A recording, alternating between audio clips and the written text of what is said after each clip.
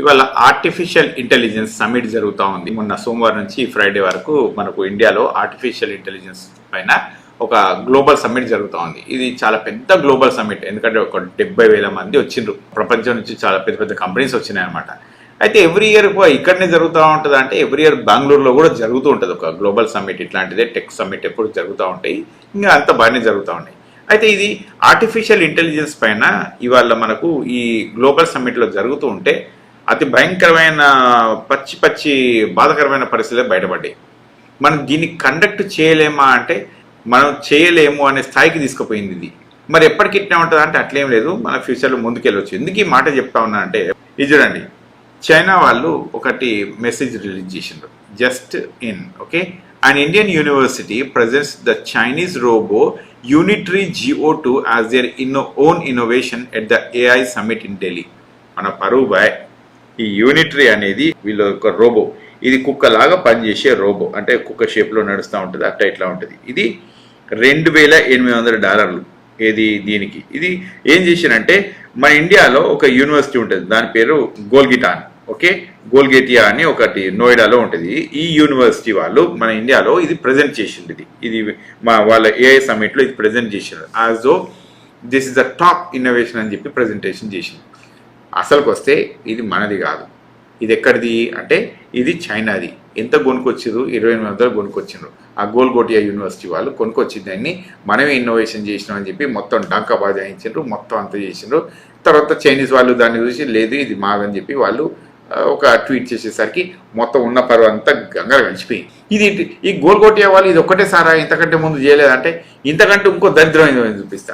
Corona virus killed by sound vibrations అని చెప్పి ఇది ఒక తాళి అండ్ ఘంటి ఓకే.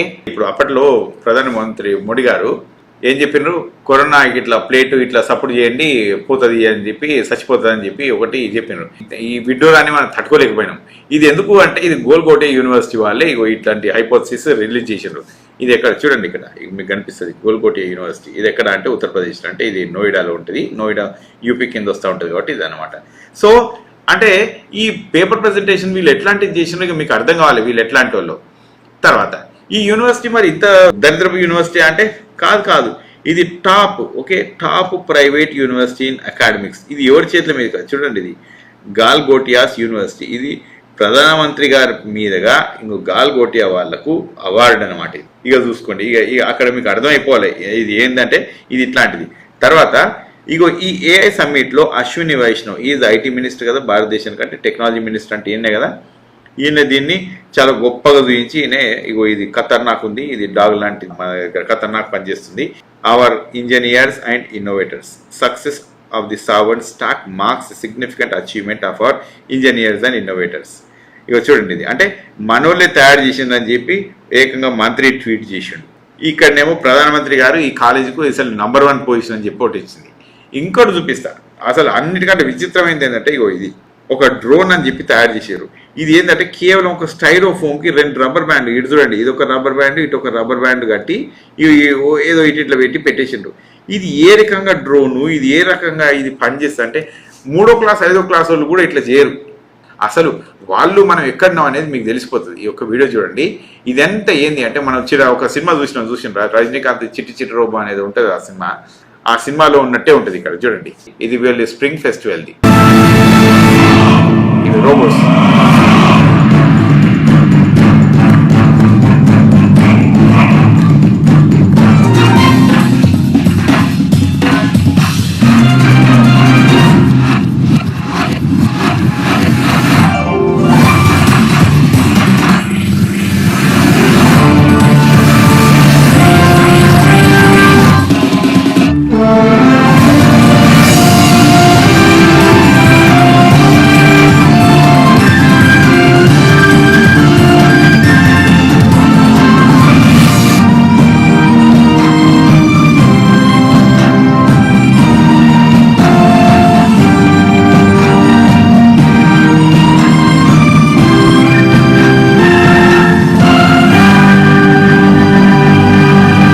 చూసాను కదా ప్రజలారా, ఆ ప్రిసిషన్ ఎంత మంచి ప్రిసిషన్ ఉంది అంటే చైనీస్ ఇది ఇన్వెన్షన్ చేసి మన చైనాలో స్ప్రింగ్ ఫెస్టివల్ జరుగుతూ ఉంటుంది ఎవ్రీ సంవత్సరం.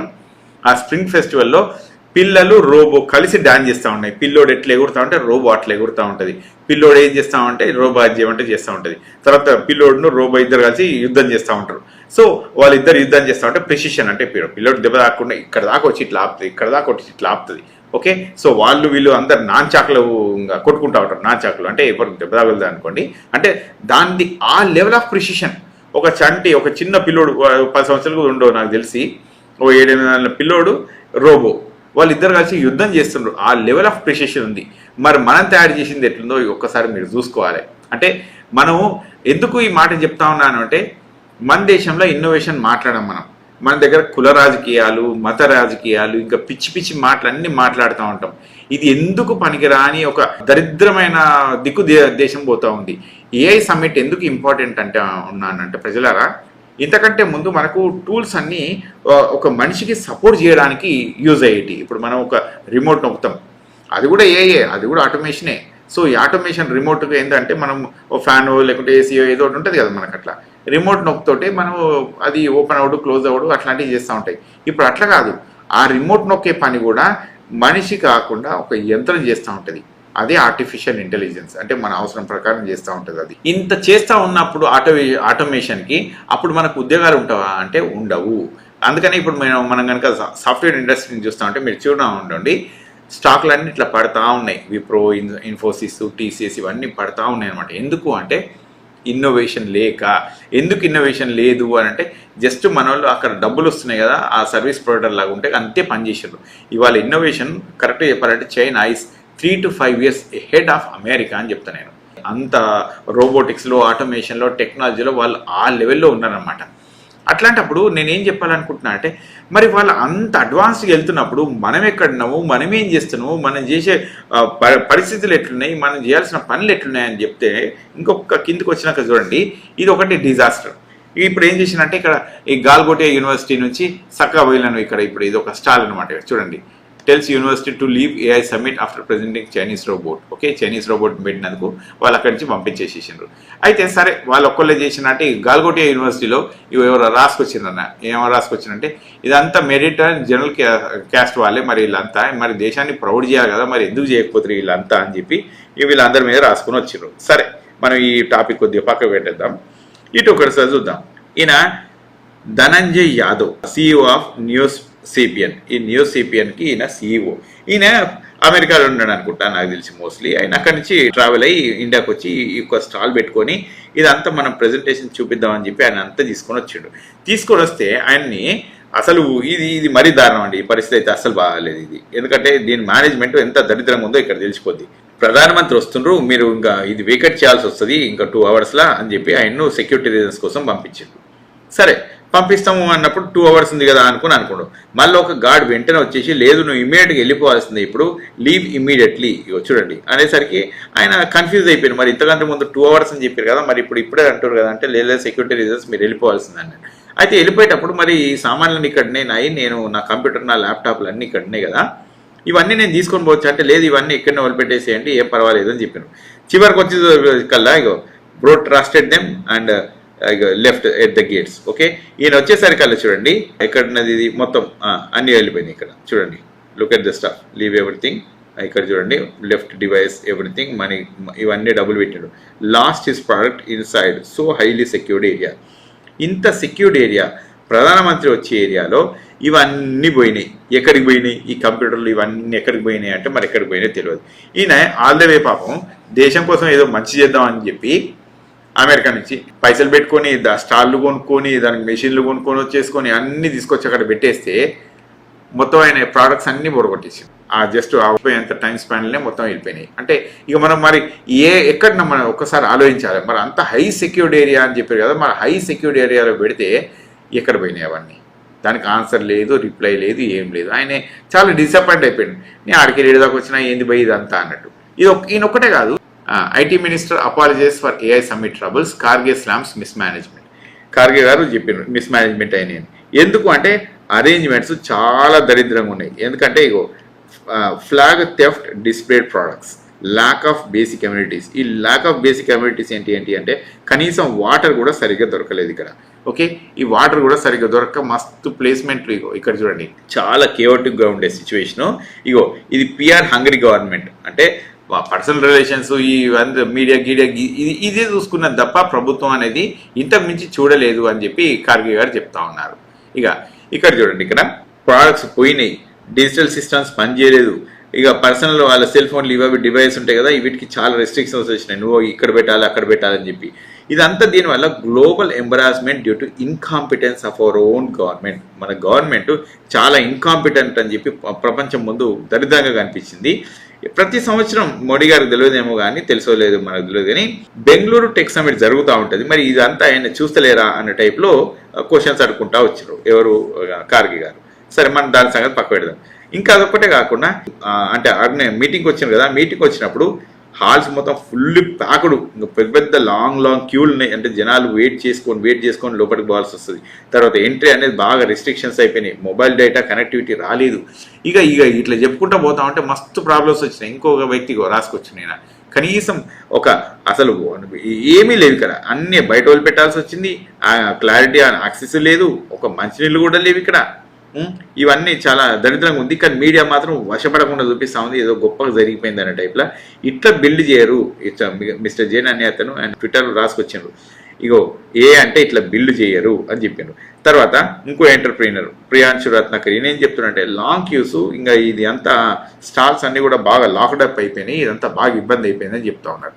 ఇక తర్వాత మనం అశ్విని వైష్ణవ్ గారు, ఇంకా హీఈస్ ద మినిస్టర్ కదా ఐటీకి, ఈయన హై క్వాలిటీ స్టార్టప్స్ ఇంకా స్టూడెంట్లు రీసెర్చ్లు అందరూ వస్తారని చెప్పి ఈయన చెప్పుకుంటూ వస్తూ ఉన్నాడు. ఏం చెప్తా ఉన్నారంటే 20,000 GPUs ఓకే, ఒక 38,000 ఇప్పుడు 20,000 అయితే ఇమీడియట్గా విదిన్ 6 monthsలో వస్తాయి అని చెప్పి చెప్పుకుంటూ వస్తూ ఉన్నారు. అంటే పెద్ద పెద్ద ఏఐ డేటా సెంటర్లు వస్తున్నాయని చెప్పి చెప్పడానికి. ఇంత పెద్ద ఏఐలు డేటా సెంటర్లు రావాలి అంటే ఫస్ట్ మనం చేయాల్సిన పని ఏంది, హార్డ్వేర్ని డెవలప్ చేసిన తర్వాత సాఫ్ట్వేర్ని ఇన్వైట్ చేయాలి. కానీ మనం ఏం చేస్తున్నాం అంటే ఫస్ట్ సాఫ్ట్వేర్ని ఇన్వైట్ చేస్తూ ఉన్నాం. అప్పుడేమవుతుంది, ఈ సాఫ్ట్వేర్ డేటా అంతా మళ్ళీ ఎక్కడికి వెళ్ళిపోతుంది మరి అంటే గూగుల్కో ఓపెన్ ఏఐకో మైక్రోసాఫ్ట్కో ఎవరికో ఒకరికి వెళ్ళిపోతుంది. అప్పుడు దీనివల్ల ఎవరికి లాభం అంటే వాళ్ళకే ఎక్కువ లాభం మనకంటే కూడా. ఎందుకంటే మనం డెవలప్ చేయడానికి ఇది ఇంకా 5 సంవత్సరాలు పడుతుంది. సరే 5 సంవత్సరాలు అయిన తర్వాత అయినా మనకే వస్తుంది అంటే ఇంకా అప్పటికల్లా ఇంకా అడ్వాన్స్గా వెళ్ళిపోవచ్చు వాళ్ళు. దాంతో ఇప్పుడు మనం ఇవాళ ఎక్కడున్నామో ఇంకా వెనుకబడి ఉండే అవకాశాలు ఎక్కువ ఉంటాయి కదా. సో అంటే నేనేం చెప్పాలనుకుంటున్నా అంటే ప్రజలరా, ఇంటర్నేషనల్ ఒక ఫోరం మనం క్రియేట్ వస్తున్నాము అన్నప్పుడు దానికి కనీసం ఒక బాధ్యత ఉండాలి. బాధ్యత లేకుండా ఎట్ట పడితే అట్లా మనం దాన్ని స్టార్ట్ పెడతామంటే ప్రపంచం ముందు పరువు పోతుంది. అదే అయింది ఏ గ్లోబల్ సమ్మిట్లో. ఇంకా ఇట్లాంటి పనులు ఎప్పుడు చేయకుండా మనం ప్రభుత్వాన్ని మార్గనిర్దేశం చేసుకోండి అని చెప్పాలి. ఈ గోల్గోటియా ఇట్లాంటి కంపు యూనివర్సిటీలకు అసలు వాళ్ళ రిజిస్ట్రేషన్ తీసేయాలి, యూనివర్సిటీ రిజిస్ట్రేషన్. అక్కడ చదువుకున్న పిల్లలు ఏమవుతుండో ఏమో తెలియదు. అంటే నేను ఇంకోటి ఏం చెప్తా ఉన్నానంటే మన ఎడ్యుకేషన్ సిస్టమ్ ఫెయిల్యూర్ అవుతుంది అనే దానికి ఇది one of the live example. అదే ఇప్పుడు నేను మీకు చైనీస్ చూపించిన కదా, అది వాళ్ళు అమెరికా $1 బిలియన్ ఖర్చు పెడితే వాళ్ళు 100 మిలియన్లు కూడా పెట్టకుండా వాళ్ళు అసలు ముందుకు తీసుకెళ్తూ ఉంటారు వాళ్ళ బిజినెస్లని. అంటే ఎందుకు జరుగుతూ ఉంటుంది అంటే వాళ్ళ యూనివర్సిటీస్ పైన చాలా ఎక్కువ ఫోకస్ పెట్టి ఖచ్చితంగా పని చేయిస్తూ ఉంటారు వాళ్ళు. అదే మరి మన దగ్గర ఏమవుతుందంటే పుస్తకాన్ని తీసి ఇంకో 100 సార్లు చదివి అట్టే చేస్తూ ఉంటుంది తప్ప there is no innovation, there is no research. And our government is not interested to put any money on those innovations and those universities. మన ఎడ్యుకేషన్ బడ్జెట్ ఎంత 3%, చైనాది ఎంత 20%, అమెరికాది ఇంకో 20%. మనం వాళ్ళతో పోటీ పడగలమా, మన పిల్లలు వాళ్ళతో పోటీ పడగలుగుతారా అంటే it's kind of very challenging. It's very sad story but the fact is that.